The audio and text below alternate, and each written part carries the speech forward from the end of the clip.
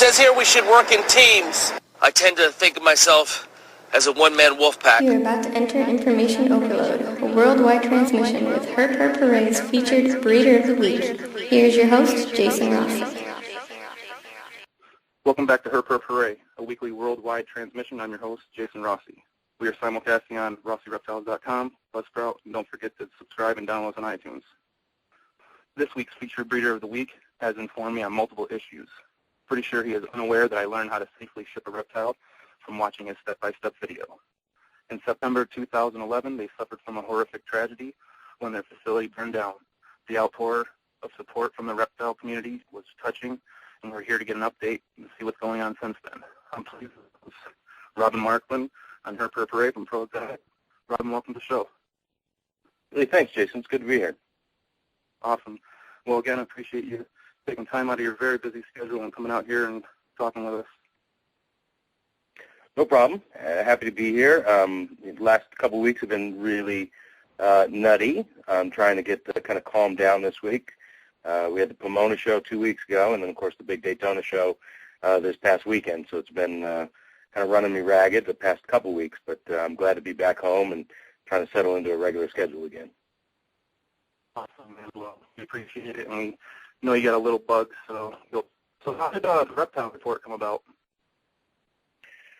The Reptile Report was something that I've been tossing around in my brain for a couple of years. We launched it in February of 2012 here, so just earlier this year. But, you know, I recognize that the reptile industry revolves a lot around forums, you know, a lot of online community, in general forums, and then in, you know, more particular, you know, species forums, frog forums, and ball python specific forums, chameleon forums, you know, that kind of thing. So I recognize that a lot of business was done there and a lot of community interaction happened there, but there's just not enough hours in the day for me to try and keep up with everything going on what I thought was, you know, at least 12 or 15 different forums.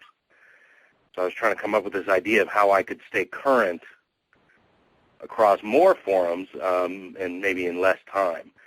So Chad and I kind of brainstormed it out, and we came up with this idea of maybe it becomes a news feed of sort where we pay editors to actually go to forums and monitor the forums for, you know, interesting discussion, great threads, new hatchlings, new breedings, you know, industry buzz and happenings across, you know, all kinds of different species.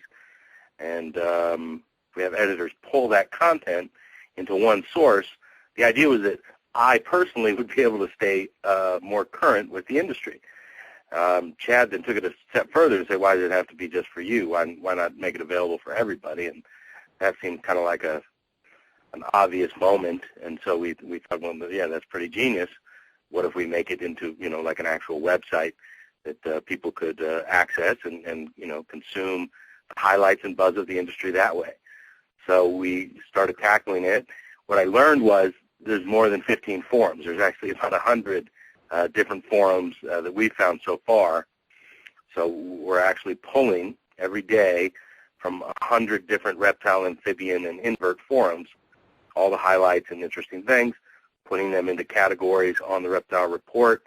And boy, now at this point, instead of staying current with just 2 or 3 forums, which was my past experience, I'm current and active and participating in over 40 forums every single week myself. So it's been a tremendous boon to help me stay better in touch with the industry and keep up with things that are happening.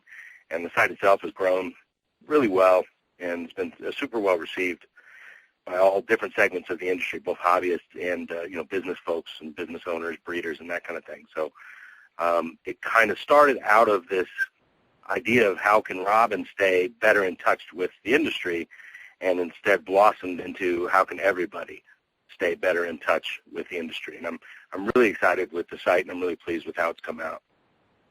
Yeah, man, that thing has a lot of knowledge on it. Just a full. Sure does. It sure does. We're over. Like I said, we started in February, and there's over, I think there's something like 12,000 items posted on the Reptile Report, which is, you know, 12,000 links to Again, the threads and discussions and across all the different species, both reptile, amphibian, and invert type stuff. So I mean, it's just jam-packed with stuff, and it's been a really fascinating experience to learn about a lot of segments of the industry that I just wasn't plugged into before. Amphibian stuff, invert stuff. I was looking at chameleon stuff today. It was just blowing my mind.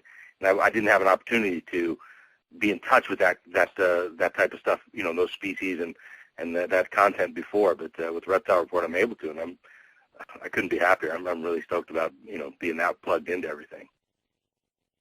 Yeah, it's really awesome to see that happening for you, man. So, yeah, so what is it about the Boelen's python that makes it your favorite? I saw that was your favorite snakes. Yeah, that's long been a favorite. We've worked with Boelen's for a long time. I think we got our first ones maybe 1996. It was in the mid-'90s there. You know, we got some babies, some captive born babies that, you know, came from a wild-caught female that was gravid. And so I've worked with them for a long time. We've tried to breed them for that entire period. You know, it's been not quite 20 years on trying to breed them, but certainly well over 15 years.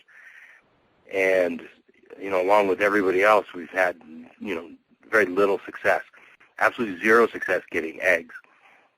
We were able to make some success with, you know, getting compatible pairs, getting males to court females, getting great copulations that lasted for hours and hours.